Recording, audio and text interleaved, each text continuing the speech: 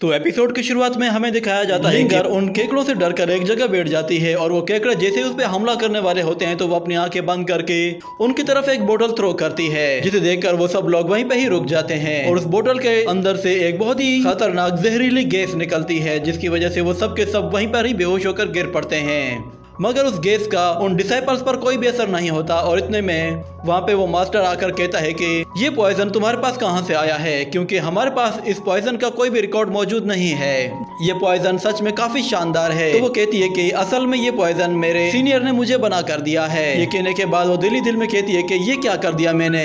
Senior को जब पता चलेगा तो वो मुझे कभी भी माफ नहीं करेंगे कि मैंने उनका राज सबके सामने खोल दिया है। तो वो मास्टर लिंगर से कहता है कि क्या ये पॉइजन वाली बोतल तुम मुझे दे सकती हो। तो लिंगर उसे मना नहीं कर पाती, जिसके बाद वो दिल ही दिल में कहने लगती है कि ये मैंने क्या कर दिया।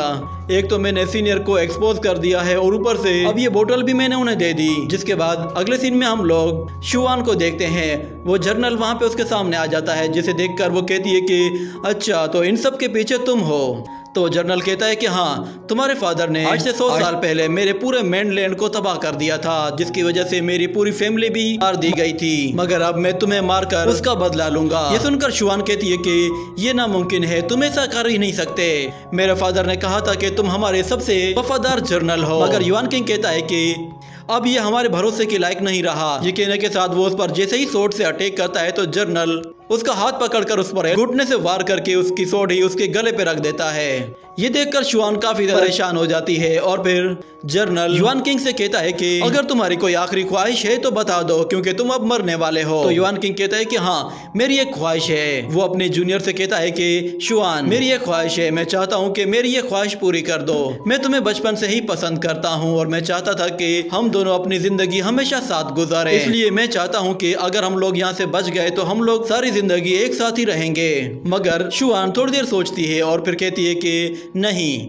ये सुनकर सब लोगों को एक जोरदार झटका सा लगता है, क्योंकि उसने बेधड़क होकर उसका प्रपोजल रिजेक्ट कर दिया था, जिस पर जर्नल को भी हंसी आने लगती है। और फिर शुआन उससे कहती है कि तुम मेरे सीनियर हो और हमेशा हम लोगों ने एक साथ कल्टीवेशन की है, मगर इसका मतलब ये नहीं कि हम दोनों अपनी डेस्टिनी को छोड़कर प्यार में पड़ जाएं। इस तरह हम लोग कभी भी अपने मकसद को कामयाब नहीं कर पाएंगे। अगर हम लोग आज बच जाते हैं तो हम दोबारा कभी भी इस मुद्दे पर बात नहीं करेंगे और ना ही कभी प्यार में पड़ने की कोशिश करेंगे। ये सुनकर युआन किंग को बहुत गुस्सा आता है और वो कहता है कि मैंने इतने ज्यादा पापड़ बेले हैं और उसके बावजूद भी तुमने सीधा सीधा मना कर दिया। तो जर्नल अपनी सोर्ड उसकी गर्दन से हटा देता है, जिस पर शुआन कहती है कि ये क्या, तो तुम भी इनके साथ मिले हुए हो। तो युआन किंग कहता है तुम्हारे फादर ने जो कुछ भी बर्बाद किया है मैं उसे रीस्टोर करना चाहता था। अगर मैं तुम्हारे साथ शादी कर लेता तो मैं उनका सन इन लॉ बन जाता और फिर मेरे पास इतनी पावर्स होती कि मैं अपने पूरे मेनलैंड को रीस्टोर कर लेता। जिस पर शुआन उससे कहती है कि ये हो ही नहीं सकता, क्योंकि मेरे और भी बहन भाई हैं, तो तुम्हें फादर कोई अथॉरिटी देते ही नहीं। ये कहने के बाद वो एक स्पेल बाहर निकाल लेती है और फिर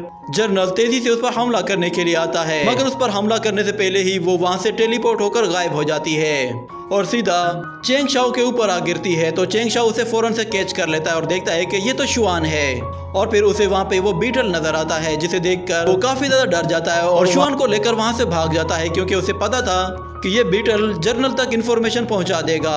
वो उसे लेकर काफी दूर निकल आता है, जिसके बाद शुआन की जब आंख खुलती है तो वो देखती है कि वो काफी दूर निकल आई है और वहाँ पे चेंग शाओ भी बैठा हुआ है, जिसे देखकर वो कहती है लगता है कि शायद इसी ने मेरी जान बचाई है। और वो अपने हाथ को देखती है तो उसके हाथ में पट्टी बंधी हुई होती है, जिस पर वो कहती है लगता है कि शायद चेंग शाओ ने ही मुझे हील करने की कोशिश की है, मगर वो तो बीमार था, उसने मुझे टच कैसे किया। और दूसरी तरफ चेंग शाओ वहाँ से जाने ही लगता है तो शुआन उससे कहती है जरा एक मिनट रुको, क्या तुम्हारी बीमारी ठीक हो गई है। ये सुनकर चेंग शाओ काफी कंफ्यूज हो जाता है और फिर अपनी फुल स्पीड के साथ वहाँ से भाग जाता है और उसके लिए एक बोतल और मैप वहाँ पे छोड़ देता है, जिसे वो उठाकर चेक करती है तो उस मैप में उस जंगल से बाहर निकलने का रास्ता होता है और उसमें लिखा होता है कि किसी पर भी भरोसा मत करना। ये देखकर शुआन उसके बारे में कहती है कि ये सीनियर सच में काफी अच्छा इंसान है, मैं तो बिला वजह में ही उसके बारे में उल्टा सीधा सोच रही थी, मगर मुझे हर हाल में अपने फादर को युआन किंग का असली रूप दिखाना होगा और जल्द से जल्द उन्हें इन्फॉर्म करना होगा। ये कहने के बाद वो अपनी सोर्ड को बाहर निकाल लेती है और उसे फोर्क करके उसकी पावर्स को कई गुना बढ़ा देती है और तेजी से वहां से जाने लगती है, जिसके बाद हम लोग चेंग शाओ को देखते हैं, वो एक जगह आकर अपनी पावर का इस्तेमाल करता है और एनर्जी शॉक वेव्स रिलीज करता है, जिससे वो अपने आसपास की हर चीज को महसूस कर पाता है और देखता है कि वहाँ पे आसपास कहीं भी स्पिरिचुअल हर्ब्स नहीं है। तो अपनी एनर्जी और भी ज्यादा दूर तक फैला देता है और फिर जब उसकी एनर्जी एक पहाड़ तक पहुंचती है तो उस पहाड़ के ऊपर उसे कुछ दिखाई देता है, जिस पर वो कहता है कि यही शियांजी हर्ब है। मगर उसके पास ही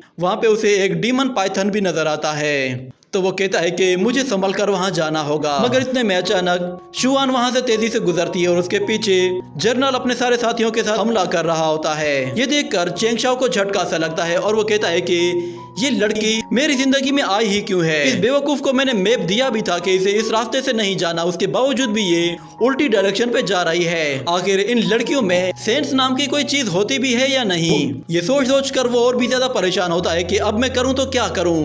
क्या मैं वो स्पिरिचुअल हर्ब लेने जाऊं या मैं इस लड़की की मदद करूं। अगर मैं इस लड़की की मदद करता हूं तो कहीं वो जायंट स्नेक वो स्पिरिचुअल हर्ब ना खा जाए। जिसके बाद उसके दिमाग में एक आइडिया आता है और दूसरी तरफ हम देखते हैं वो सोल्जर्स शुआन पर अपने एरो से अटैक कर रहे होते हैं, जिन्हें वो अपनी सोर्ड से ब्लॉक करने की कोशिश करती है। मगर एक एरो उसके शोल्डर पे आकर हिट करता है, जिसकी वजह से वो वहाँ पे नीचे उतर जाती है और सब लोग वहाँ पे आकर उसे घेर लेते हैं और वॉरियर्स उसकी तरफ हमला करने के लिए आते हैं। तो शुआन अपनी मल्टी सोर्ड से उन पे हमला कर देती है, मगर वो वॉरियर शुआन को एक जोरदार लात मारकर पीछे फेंक देता है और फिर शुआन दोबारा से उड़कर उन पर हमला करने की कोशिश करती है, मगर इस मर्तबा भी वो वॉरियर्स उस पर भारी पड़ते हैं। इतने में शुआन को चेंग शाओ की आवाज सुनाई देती है। वो उससे कहता है कि मैं तुम्हें गाइड कर रहा हूँ, तुम उस तरीके से ही फाइट करो। तो चेंग शाओ उसे गाइड करता है और उसकी गाइडेंस में वो उन सारे ही डिसाइपल्स को एक एक करके हराना शुरू कर देती है और फिर चेंग शाओ उससे कहता है कि फौरन से उस पहाड़ी के ऊपर चढ़ जाओ। तो शुआन फौरन से उस पहाड़ी की तरफ चली जाती है और सब लोग उसका पीछा करते हैं और जनरल कहता है कि लगता है कि मुझे ही कुछ करना पड़ेगा। ये सुनकर जुआन किंग कहता है कि तुम थोड़ी देर सब्र कर जाओ, मगर वो कहता है कि नहीं, तुम्हारी वजह से मैंने इतना लंबा इंतजार किया है, तुम तो उसे प्रपोज भी नहीं कर पाए, इसलिए अब सब कुछ मुझे हैंडल करने दो। ये कहने के साथ ही वो शुआन पर जाकर सीधा हमला करता है। तो वो उसे रोककर पीछे धकेल देती है, मगर जनरल उस पर दोबारा से अपने वेपन से पूरी ताकत से हमला करता है। तो शुआन अपनी सोर्ड शील्ड से उसे रोकने की कोशिश करती है, मगर उसमें उसे काफी दिक्कत आने लगती है। जिसके बाद जनरल अपनी ताकत को और भी ज्यादा बढ़ा देता है और वो सोर्ड शील्ड टूट जाती है, जिसके बाद शुआन जंप लगाकर पीछे हट जाती है। इतने में जनरल भी जंप लगाकर उसकी तरफ आगे बढ़ता है और इतने में बीच में वो डीमन पाइथन आ जाता है और इसी के साथ ये एपिसोड यहीं पे ही खत्म हो जाता है।